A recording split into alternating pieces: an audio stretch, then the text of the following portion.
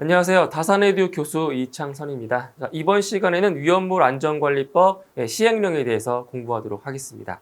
자, 그럼 먼저 위험물 안전관리법 시행령 중에서 첫 번째 제조소 등의 설치 및 변경의 허가에 대한 내용입니다. 자, 제조소 등의 설치 허가 또는 변경 허가를 받으려는 자는 설치 허가 또는 변경 허가 신청서에 행정안전부령으로 정하는 서류를 첨부하여 누구에게 제출한다? 그죠? 시도지사에게 제출해야 된다. 이건 앞에서 설명드렸던 내용입니다. 그래서 제조소 등의 설치 허가를 받을 때는 바로 시도지사에게 제출한다고 했습니다. 자, 그리고 이제 탱크 안전 성능 검사의 대상이 되는 탱크 등에 대한 사항입니다. 자, 여기서는 몇 가지만 보시면 되는데, 탱크 안전 성능 검사를 받아야 하는 위험물 탱크는 탱크 안전 성능 검사별로 다음에 어느 하나에 해당하는 탱크로 한다. 자, 여기에서 이제 어떠한 검사를 이제 보셔야 되냐면, 여기 나와 있죠. 기초 지반 검사를 좀 암기를 하셔야 됩니다. 기초 지반 검사 같은 경우는 5개 탱크 저장소에 액체 위험물 탱크 중 그 용량이 얼마 이상이다? 네, 100만 리터 이상인 탱크다. 이걸 기억하셔야 됩니다. 그래서 기초 지방 검사 같은 경우는 용량이 100만 리터 이상 이 값을 기억을 해주시면 되고요. 그다음 충수, 수압 검사 같은 경우는 액체 위험물을 저장 또는 취급하는 탱크 이러한 경우는 충수 또는 여기 수압 검사를 하게 되어 있다는 거죠. 자, 그리고 이제 제외 대상 같은 경우는 한번 눈으로 보시면 됩니다. 제외 대상을 읽어 보시고 넘어가시면 되고요. 자, 그리고 용접부 검사 같은 경우는 5개 탱크 저장소의 액체 위험물 탱크 중 그 용량이 100만 리터 이상인 탱크. 그래서 여기 보시게 되면은 기초 지방 검사와 그리고 용접부 검사의 그 탱크가 동일합니다. 그렇죠? 용량이 100만 리터 이상인 탱크 동일하고요. 그다음 안반 탱크 검사 같은 경우는 액체 위험물을 저장 또는 취급하는 안반 내의 공간을 이용한 탱크. 이 정도 보시면 되겠습니다. 자, 그 다음 완공검사의 신청 등에 대한 사항입니다. 자, 일단 제조소 등에 대한 완공검사를 받고자 하는 자는 이를 누구에게 신청한다? 바로 시도지사에게 신청한다고 했습니다. 이것도 앞에서 설명을 드렸던 내용이고요. 자, 그리고 이제 완공검사 신청을 받은 시도지사는 제조소 등에 대하여 완공검사를 실시하고 완공검사를 실시한 결과 해당 제조소 등이 규정에 따른 기술 기준에 적합하다고 인정하는 때에는 완공검사 합격 확인증을 교부해야 한다라는 거죠.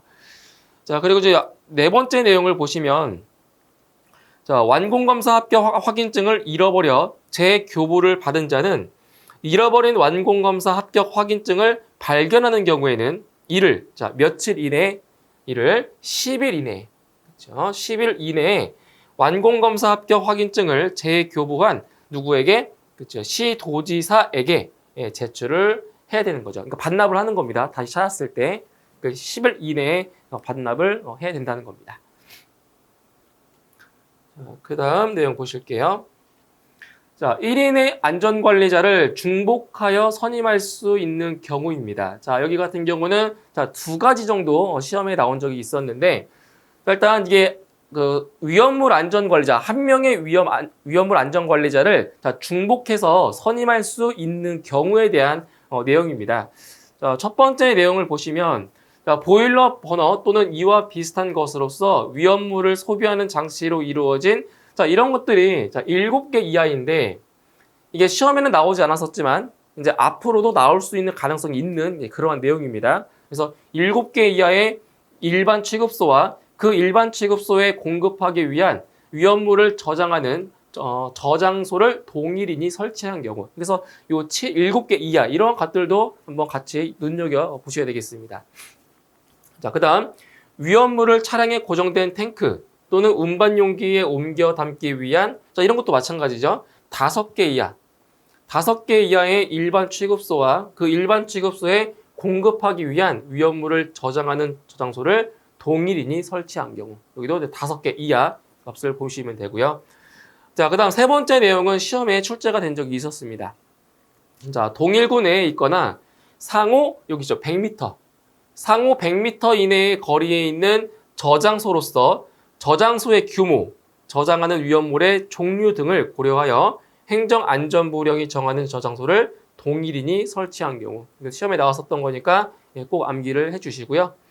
자, 그다음 네 번째. 자, 다음의 기준에 모두 적합한, 자, 이것도 마찬가지죠. 5개 이하의 제조소 등을 동일인이 설치한 경우. 자, 각 제조소 등이 동일구 내에 위치하거나, 여기도 마찬가지 상호 100m, 상호 100m 이내의 거리에 있을 것. 그리고 각 제조소 등에서 저장 또는 취급하는 위험물의 최대 수량이 지정 수량의 3,000배 미만일 것. 단 저장소의 경우에는 그렇지 않다. 그래서 여기 보시면 요 100m 이내라는 것과 그리고 이제 지정 수량의 요 3,000배 미만이다. 요게 이제 빈칸 괄호를 해놓고 채워주는 문제가 출제가 되고 있습니다. 그래서 100m 이내 그리고 3,000배 미만이라는 값 기억을 해주시면 되겠습니다. 자, 그다음 이제 탱크 시험자의 등록 기준에 대한 사항입니다. 자, 탱크 시험자로 등록하고자 하는 자는 등록 신청서에 행정안전부령이 정하는 서류를 첨부하여 바로 시도지사에게 제출을 한다는 거죠. 그래서 탱크 시험자로 등록하기 위해서는 시도지사에게 이제 등록을 한다는 얘기입니다.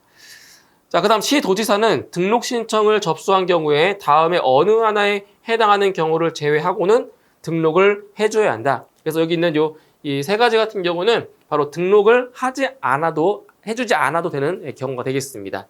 자, 기술 능력, 시설 및 장비 기준을 갖추지 못한 경우, 등록을 신청한 자가 탱크 시험자 등록 결격 사유 중 어느 하나에 해당하는 경우, 그리고 그 밖에 법, 이영 또는 다른 법령에 따른 제한에 위반되는 경우, 이러한 경우에 대해서는 등록을 해주지 않아도 되는 경우가 되겠습니다. 자, 그 다음 이제 관계인이 예방 규정을 정해야 할 제조소 등입니다. 자, 이 부분은 시험에 상당히 자주 나오는 내용입니다. 꼭 기억을 해주시는데, 자, 어떤 내용을 암기를 해주시냐면, 여기 나와 있는 거 있죠. 10배 이상, 100배 이상, 이런 값이 있어요. 몇 배 이상인지. 이래서 어렵습니다. 헷갈려요. 그래서 10배 이상, 100배 이상, 150배 이상, 그리고 200배 이상. 자, 그럼 이거 어떻게 암기를 하시냐면, 같이 매치를 시켜줘야 돼요. 매치. 그러니까 지정 수량의 10배 이상의 위험물을 저장하는 제조소. 그러니까 제조소 같은 경우는 10배 이상. 이렇게 같이 매치를 시켜서 암기를 해주셔야 돼요. 그리고 지정 수량의 100배 이상의 위험물을 저장하는 5개 저장소. 그래서 5개 저장소를 100배 이상이고요. 그 다음 지정 수량의 150배 이상의 위험물을 저장하는 옥내 저장소. 옥내 저장소. 그리고 지정 수량의 200배 이상의 위험물을 저장하는 5개 탱크 저장소. 이렇게 매치시켜서 암기를 하셔야 됩니다. 단순히 이 배수만 암기하실 것이 아니라 매치를 잘 시켜주셔야 돼요. 자, 그리고 시험에 나왔었던 게 이제 이송 취급소. 이런 것도 나온 적이 있었죠. 이송 취급소. 그리고 지정 수량의 10배 이상의 위험물을 취급하는 일반 취급소. 이 정도까지 좀 암기를 해주시면 되겠습니다. 그 나머지 내용들은 한번 읽어보시면 되고요. 제가 체크해드린 부분 꼭 암기를 해주시면 되겠습니다. 자, 그 다음 정기점검의 대상인 제조소 등입니다. 자, 이게 좀 전에 했었던 거 있죠. 예방 규정을 정해야 할 제조소 등과 유사하기 때문에 헷갈려요. 여기 잘 보세요.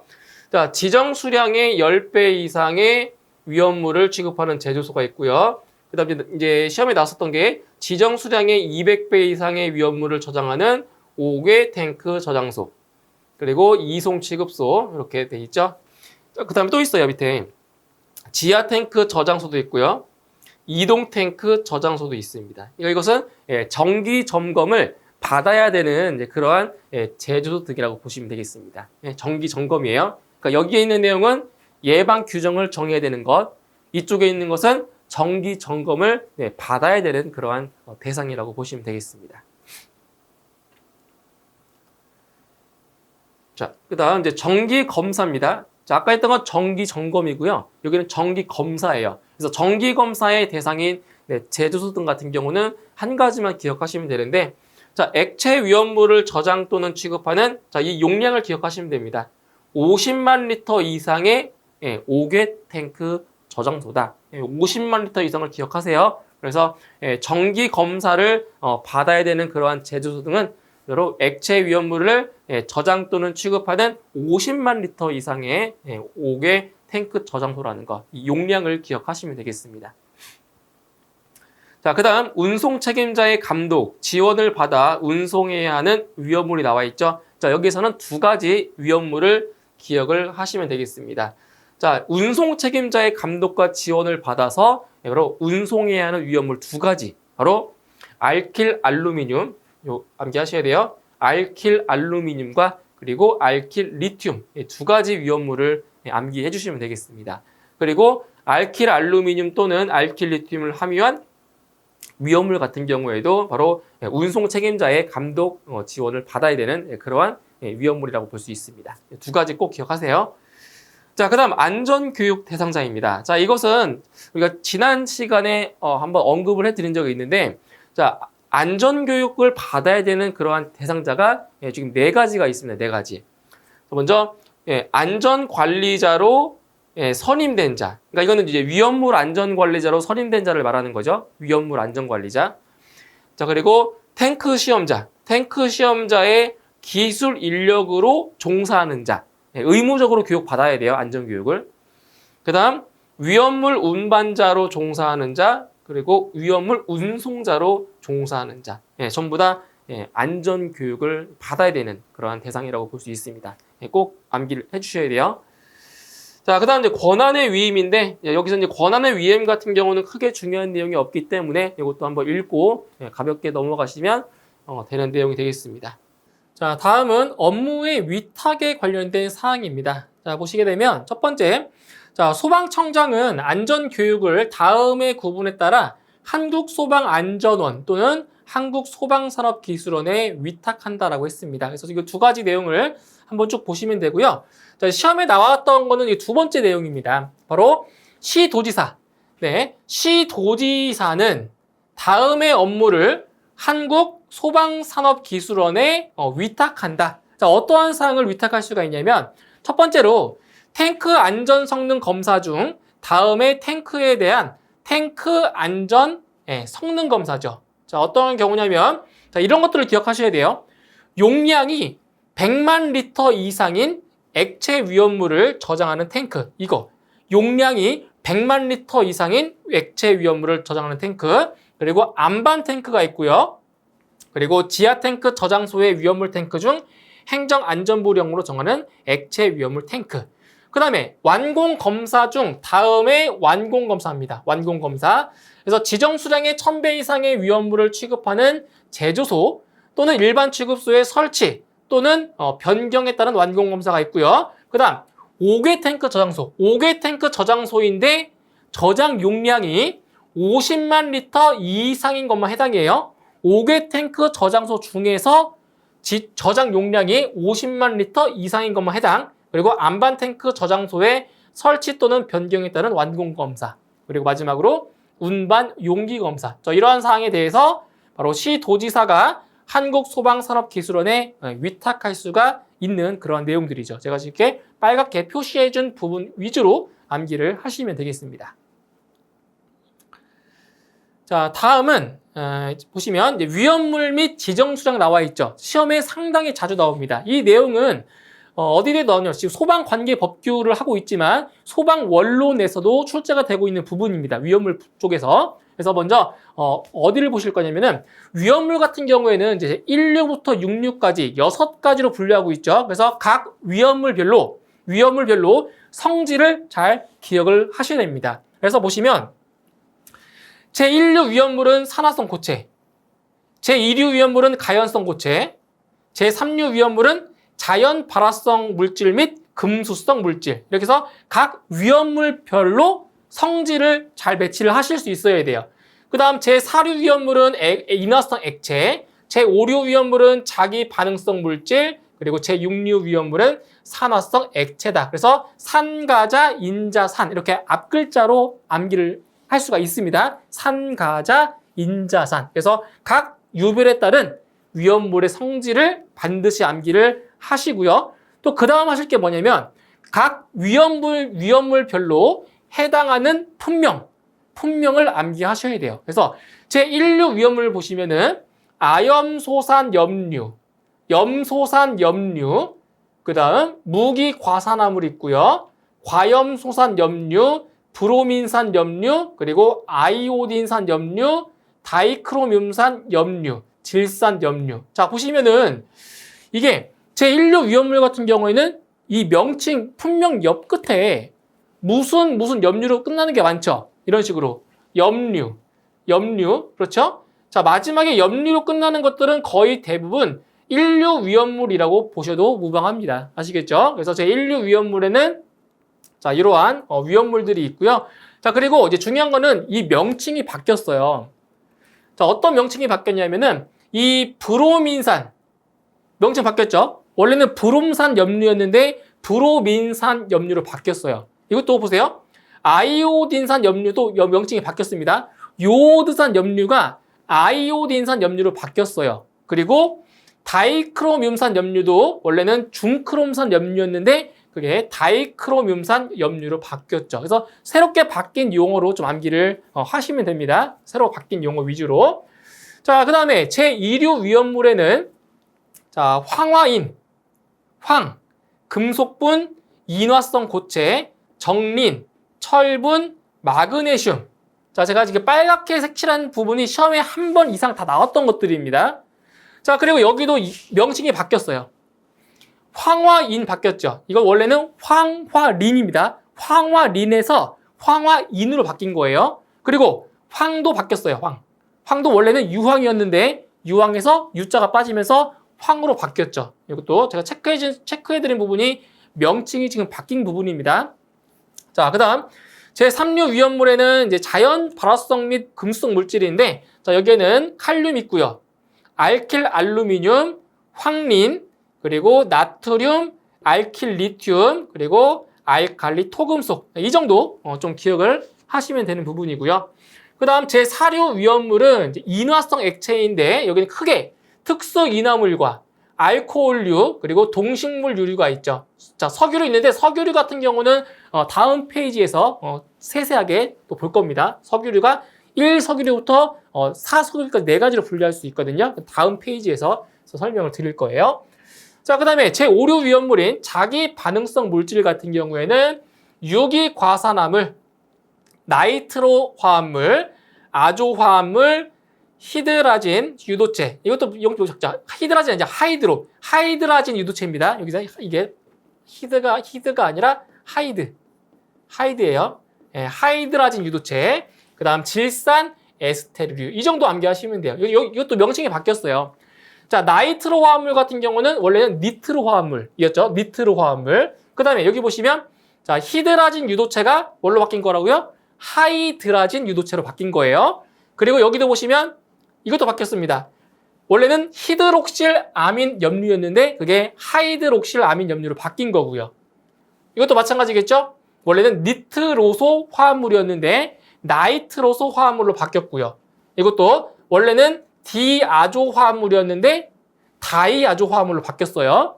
이것도 마찬가지죠? 히드록실 아밀이었는데 하이드록실 아민으로 바뀌었습니다. 자, 이렇게 체크해 드린 부분이 명칭에 바뀐 거라고 보시면 돼요. 새로운 명칭으로 이렇게 보시고요.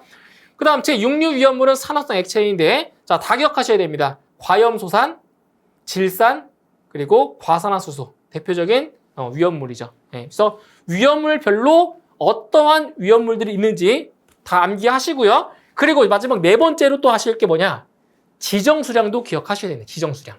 그래서 보시면 여기 보시면 브로민산 염류는 300kg. 이게 지정수량입니다. 아이오딘산 염류 300kg.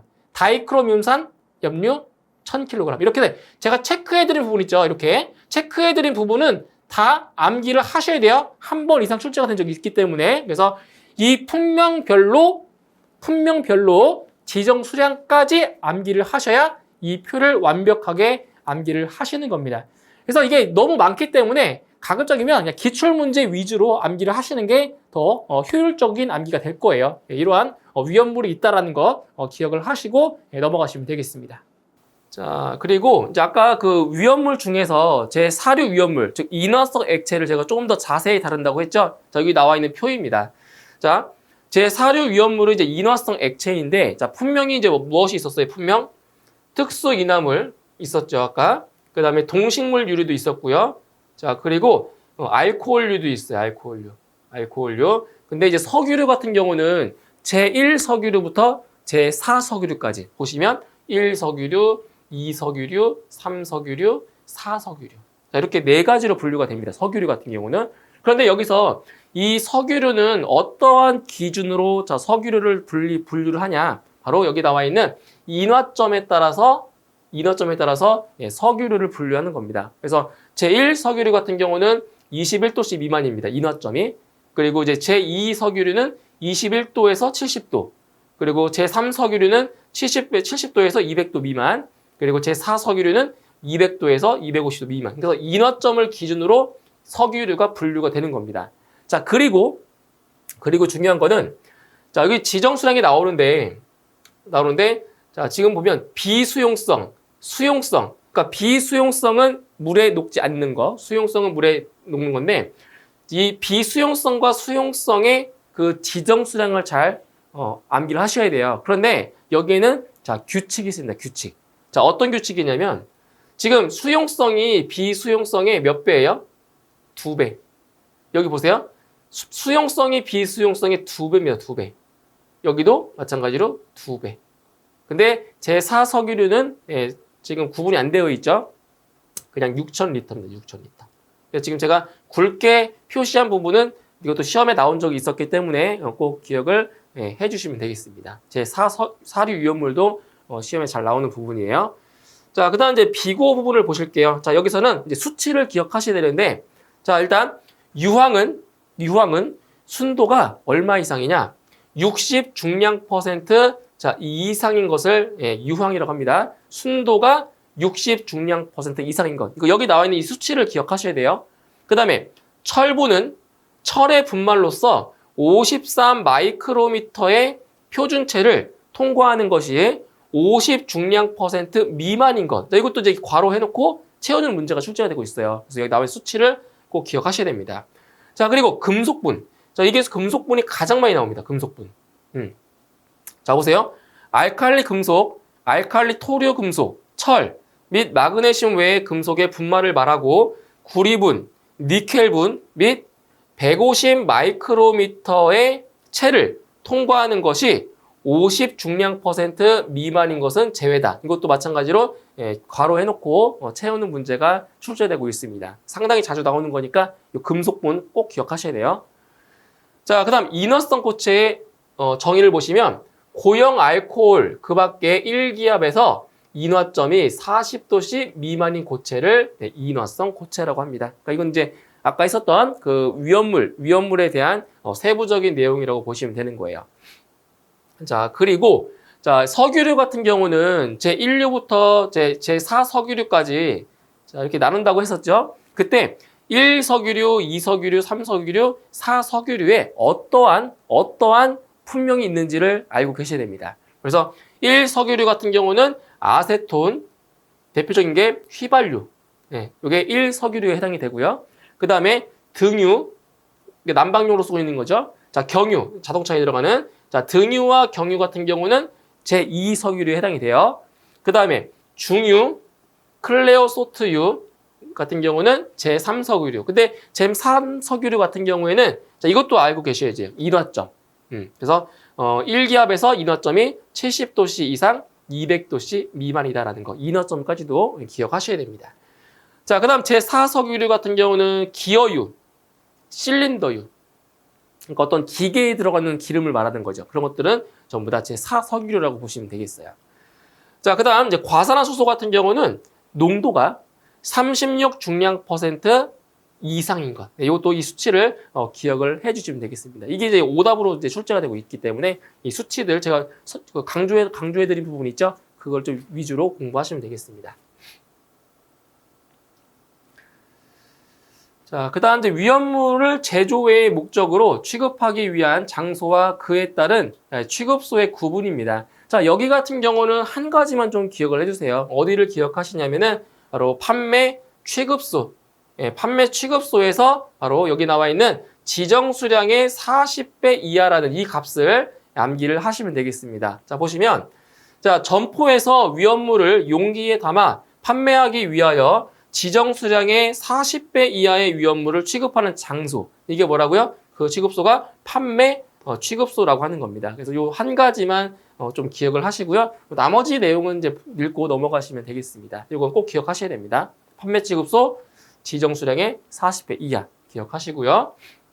자, 그 다음 위험물 취급자의 자격입니다. 위험물 취급자. 그러니까 어떠한 사람들이 위험물을 취급을 할 수 있는지 그거에 대한 사항인데, 자, 먼저 자, 모든 위험물을 취급할 수 있는 사람들이 있어요. 모든 위험물. 그러니까 모든 위험물이라고 하면은 아까 말씀드렸던 1류 위험물부터 6류 위험물까지 다 취급할 수가 있는 거죠. 자, 어떠한 사람들이냐? 위험물 기능장, 위험물 산업기사, 그리고 위험물 기능사의 자격을 취득한 사람. 그럼 모든 위험물을 취급할 수가 있고요. 자, 그리고 제4류 위험물만 취급할 수 있는 사람. 자, 어떤 사람들이냐? 안전관리자 교육 이수자입니다. 안전관리자 교육 이수자. 근데 소방청장이 실시하는 안전관리 교육을 이수한 자를 말하는 거고요. 그리고 소방공무원 경력자. 그래서 소방공무원으로 근무한 경력이 3년 이상인 자. 이것도 시험에 잘 나옵니다. 3년 이상.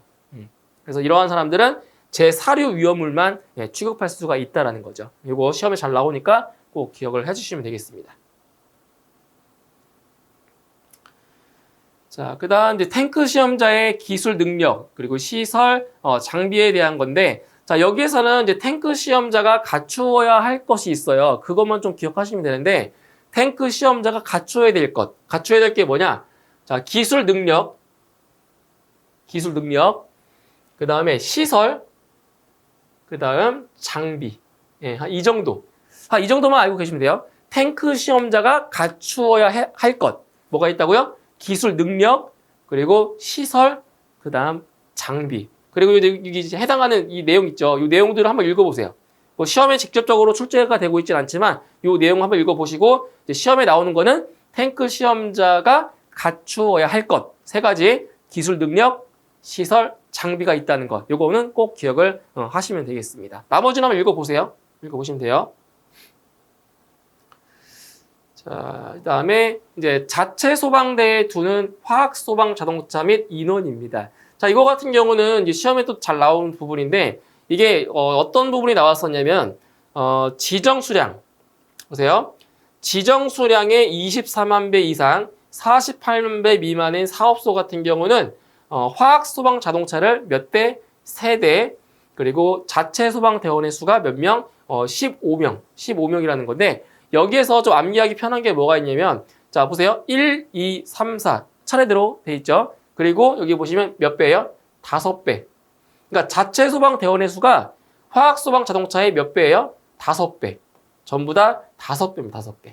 이렇게 연상해서 암기하시면 편합니다. 그리고 이제 지정 수량 보시면 지정 수량의 3,000배 이상 12만 배 미만, 여기는 12만 배 이상 24만 배 미만, 여기는 24만 배 이상 48만 배 미만, 그리고 48만 배 이상. 다 어떻게 됐어요? 다 이렇게 연결되어 있죠. 이 순서대로 소방 자동차와 그리고 자체 소방 대원의 수가 정해져 있는 겁니다. 그래서 시험에 나왔었던 거는 한 이 정도가 나왔었으니까 이걸 좀 유의 깊게 보시고요. 나머지 내용들도 시험에 나올 수 있습니다. 꼭 암기하셔야 됩니다. 자, 이제 마지막으로 자, 과태료의 부과 기준입니다. 여기서 몇 가지만 짚어볼게요. 자, 시험에 나왔었던 게 어떤 게 있었냐? 여기 있습니다. 자, 위험물의 저장 또는 취급에 관한 세부 기준을 자, 위반한 경우입니다. 위반한 경우. 그래서 1차 위반 시에는 250만 원, 그리고 2차 위반 시에는 400만 원, 그리고 3차 이상 위반 시에는 500만 원의 과태료가 부과가 되는 거죠. 이 정도 좀 기억해 주시면 되고요. 자, 그 다음 내용이 상당히 많이 있습니다. 자, 여기 보시면은 이런 거 있죠. 앞에도 설명드렸지만 이런 내용들은 시험에 안 나옵니다. 이런 것들. 이런 거. 예? 뭐 신고 기한이 얼마 이상, 얼마 이내일 때 이런 거 시험에 안 나옵니다. 이거 그냥 참고 삼아 보시면 되고요. 여기도 마찬가지예요. 여기도 마찬가지로 그냥 참고 삼아서 한번 보시면 됩니다. 보시면 되고요. 자, 여기도 이제 그런 내용들이 많이 있는데 자, 이거 하나 볼게요. 자, 예방 규정을 준수하지 않은 경우. 자, 1차 위반 시에는 250만 원, 2차 위반 시에 400만 원. 그리고 3차 이상 위반 시에 500만 원. 이런 것들은 이제 앞으로 시험에 나올 소지가 있는 그러한 내용들인 거죠. 그리고 뭐 정기 점검 결과를 기록하지 않거나 보존하지 않은 경우 이런 것도 얼마든지 출제가 될 수 있는 그런 내용들입니다. 그리고 한 가지 더 말씀드리면 이런 것들 위험물의 운반에 관한 세부 기준을 위반한 경우 이 정도도 한번 유의 깊게 보실 필요가 있겠습니다. 자, 여기까지 해서 이번 시간에는 위험물 안전관리법 시행령에 대해서 같이 알아봤고요. 저는 다음 시간에 위험물 안전관리법 시행 규칙에 대해서 설명드리도록 하겠습니다. 수고하셨습니다.